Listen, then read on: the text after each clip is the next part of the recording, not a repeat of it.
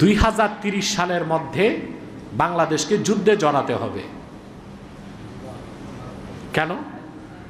Indo Pacific অঞ্চলে 2030 সালের মধ্যে চায়না তাইওয়ানকে ধরবে।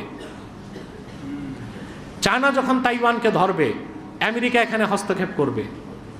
তখন ইন্দো প্যাসিফিক অঞ্চল দুই ভাগ হবে, একটা মার্কিন বলয় আর একটা চায়না বলয়।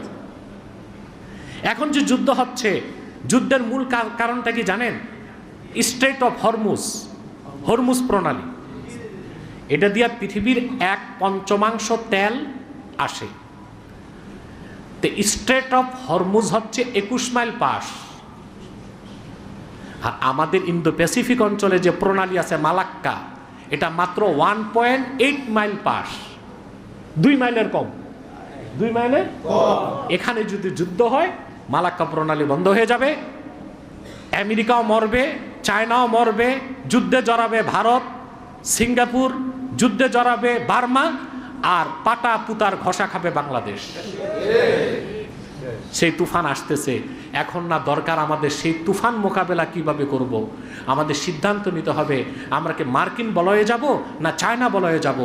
মার্কিনীদের বলয়ে যাওয়া বিপজ্জনক, ওদের শত্রু নিরাপদ থাকে আর ওদের বন্ধু ধ্বংস হয়ে যায়।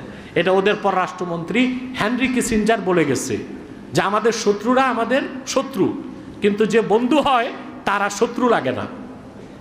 এটা বলে গেছে আমেরিকার হেনরি কিসিঞ্জার। অতএব অবশ্যই আমাদের উচিত চায়না রাশিয়ার সাথে পররাষ্ট্রনীতিকে মজবুত করা, ভারতকেও শায়েস্তা করে ঠিক রাখা, মার্কিন আগ্রাসন থেকে দেশকে বাঁচানো। আপনারা আলী রিয়াজ আর ডক্টর ইউনূস যে সনদ করে দিয়ে গেছে, এটা নিয়ে মারামারি বাদ দেওয়া দরকার। সর্বোপরি ব্যক্তি জীবন, সমাজ জীবন, রাষ্ট্র জীবনের সকল ক্ষেত্রে আল্লাহকে ভয় করে চলব। ব্যক্তি জীবনও সফল হব, আখেরাতেও সফল হব। পারবো না ইনশাল্লাহ?